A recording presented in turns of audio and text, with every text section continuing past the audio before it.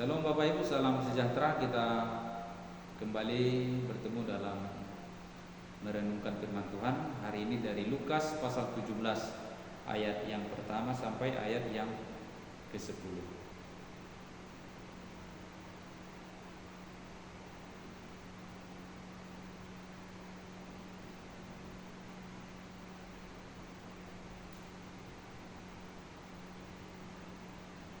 Bapak Ibu dan Saudara yang terkasih, biji kacang yang masih berstatus sebagai bibit, dia pasti beda karakteristiknya, beda cirinya dengan biji kacang yang sudah bertumbuh, ya, yang sudah bertumbuh. Kalau biji kacang yang masih dalam posisi bibit, dia mungkin masih agak keras, belum ada apa-apa, dan kulitnya masih di situ dan sebagainya. Tapi kalau biji kacang yang sudah bertumbuh, sudah melembut, sudah membelah diri, sudah muncul kecambahnya, sudah akarnya sudah lama-lama kan muncul, baru ke atas daunnya akan muncul satu persatu, lalu pada akhirnya nanti daunnya banyak, lalu muncul calon-calon buah dalam tanah dan sebagainya. Nah, jelas sekali Bapak Ibu yang terkasih bahwa benih bibit itu berbeda dengan biji yang sudah bertumbuh. Karakteristiknya pasti berbeda. Hari ini firman Tuhan, tema kita karakteristik iman yang telah bertumbuh. Karena Bapak Ibu yang terkasih, jelas sekali bahwa iman yang bertumbuh itu dia mengalami banyak perubahan dan perkembangan. Ketika kita membaca teks ini Bapak Ibu yang terkasih, kita mungkin sama akan mengalami sedikit kesulitan, karena BJ Bulan sendiri katakan bahwa teks-teks dalam Lukas 17 terutama ayat 1 sampai 6 ini sepertinya tidak ada ikatan yang begitu erat, tidak ada, ya.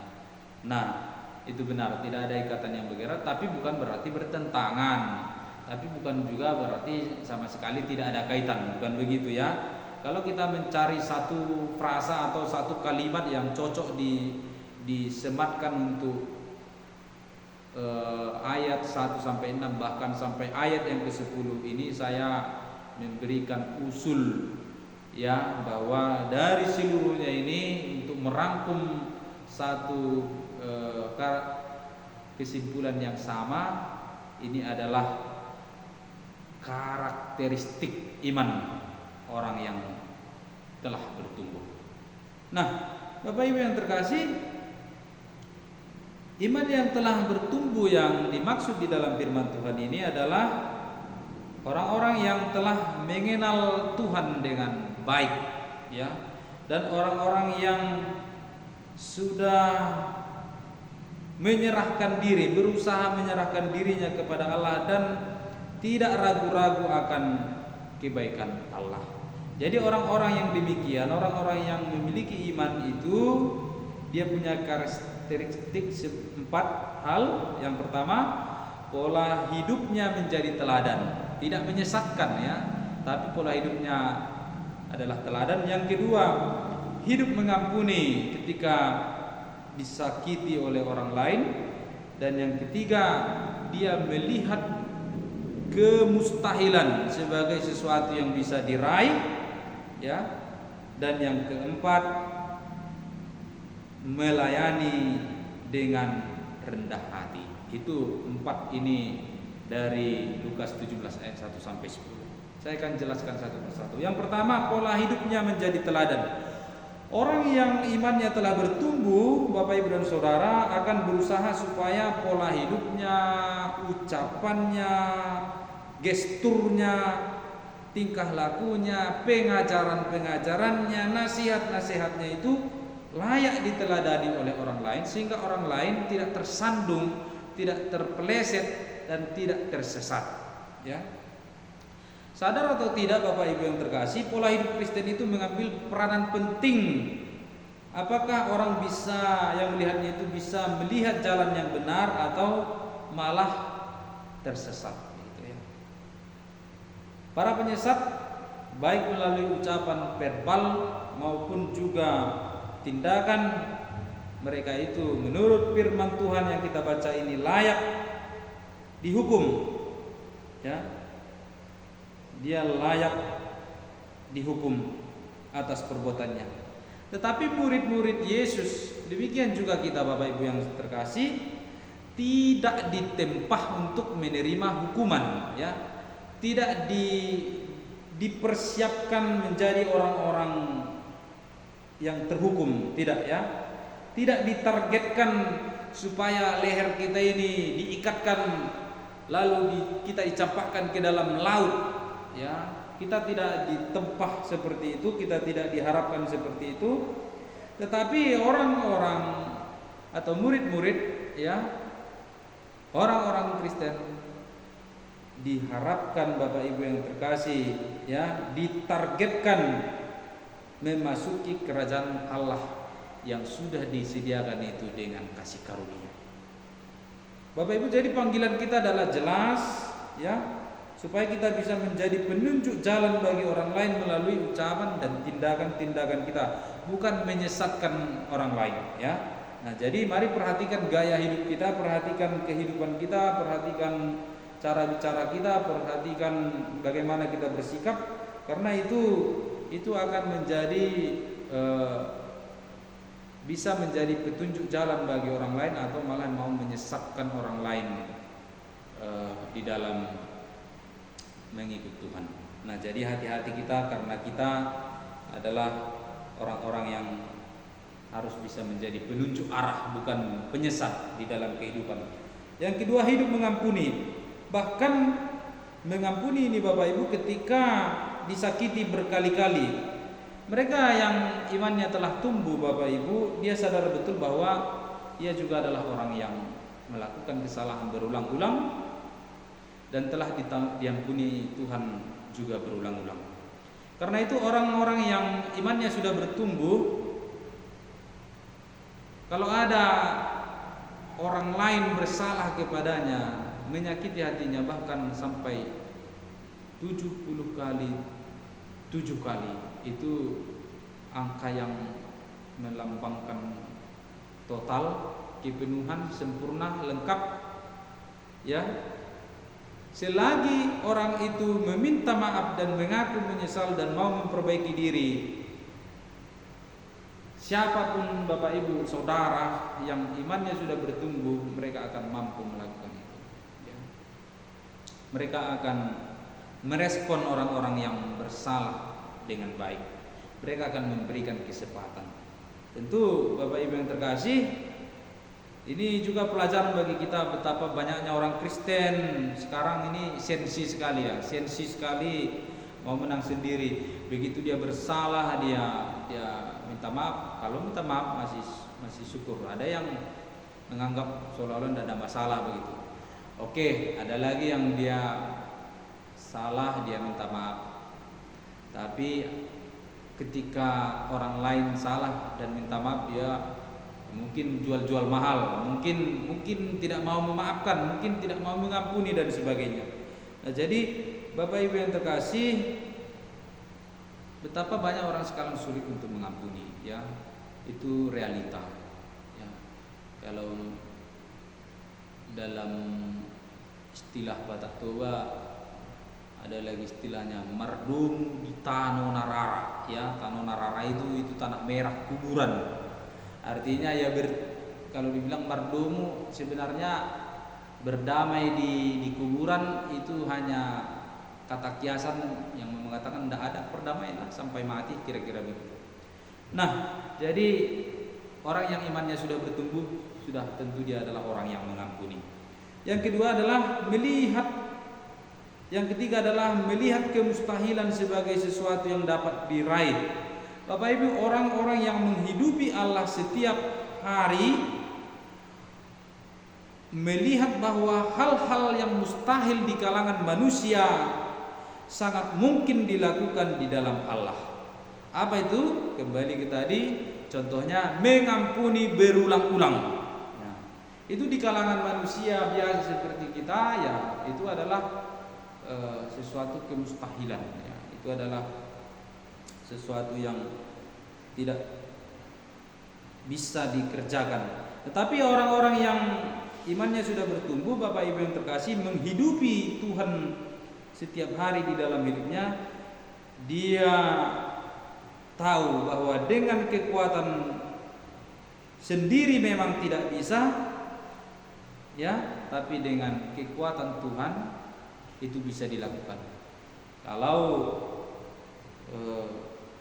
karena kekuatan kita sendiri, satu kali saja kita disakiti orang, mungkin bisa kita mengingatnya, bahkan menaruh dendam.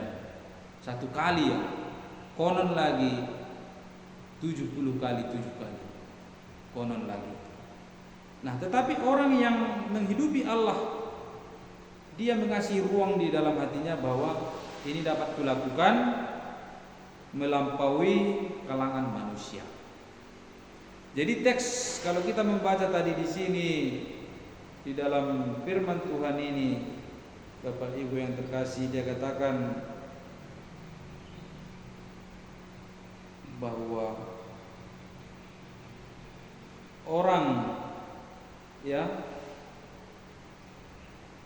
itu berkata, rasul-rasul itu berkata, Tuhan tambahkanlah iman kami. Lalu jawab Tuhan, kalau sekiranya kamu mempunyai iman sebesar biji sesawi saja, kamu dapat berkata kepada pohon ara ini, terbantunlah engkau dan tertanamlah ke dalam laut, dan ia akan taat kepadamu. Jadi ini bukan berbicara tutorial untuk orang-orang yang memindahkan gunung, enggak ya. Ini adalah bagaimana orang-orang yang menghidupi Tuhan itu, Bapak Ibu yang terkasih, dia melihat kemustahilan itu bisa diraih, bisa dilakukan, bisa dikerjakan dengan pertolongan Tuhan, dan itulah iman itu sendiri. Nah, jadi itu yang ketiga. Dan yang terakhir, Bapak Ibu yang terkasih, orang yang imannya sudah bertumbuh punya karakteristik melayani dengan rendah hati. Orang yang imannya telah bertumbuh, ia akan melayani dengan tulus, sama seperti seorang hamba kepada tuannya. Ia tidak mengharapkan pujian ini dan itu. Ya. Ia melakukan dengan kesadaran bahwa ini adalah kewajiban saya. Ya. Ini adalah keharusan kepada Tuhan saya sendiri. Jadi Bapak Ibu yang terkasih di dalam nama Tuhan Yesus Kristus, sehingga dalam perumpamaan ini dia katakan, ia berkata, kami ini hanya hamba-hamba yang tidak berguna. Kami hanya melakukan apa yang seharusnya kami lakukan. Pertanyaannya saudara-saudara, apakah dia adalah hamba yang tidak berguna? Tentu saja dia adalah hamba yang berguna ketika dia melayani Tuhannya dengan baik dan rendah hati. Tapi dia menganggap bahwa dia hanya melakukan yang seharusnya dia lakukan.